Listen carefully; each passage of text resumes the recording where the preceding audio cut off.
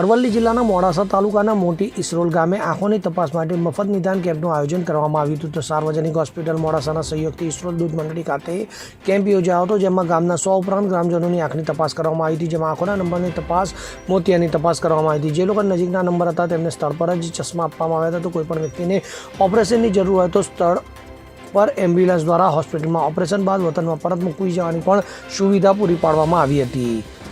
તારીખ 27/5/2025 મંગળવારના રોજ આપણે મોટી ઇસરોલમાં કેમ્પ કરેલો હતો.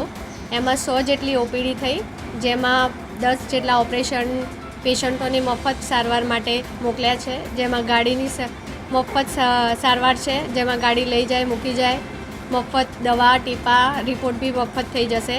જે લોકો આવી નથી શકતા એ લોકો માટે આ સેવા મફત રાખવામાં આવી છે. જે સાર્વજનિક રસિકલાલ પટેલની જે સાર્વજનિક હોસ્પિટલ છે મોડાસા, એના દ્વારા કરવામાં આવી છે. જેમાં પેશન્ટોને મફત જે ઓપરેશન થઈ જાય એના પછી મૂકવી જશે, અને જેને નજીકના નંબરની જરૂર છે એ લોકોને નજીકના ચશ્મા બી કાઢી આપવામાં આવે છે. અમિત ઉપાધ્યાય સાથે CN24 ન્યૂઝ, અરવલ્લી. હવે જુઓ દેશ દુનિયાની તમામ ખબરો તમારી આંગળીના ટેરવે.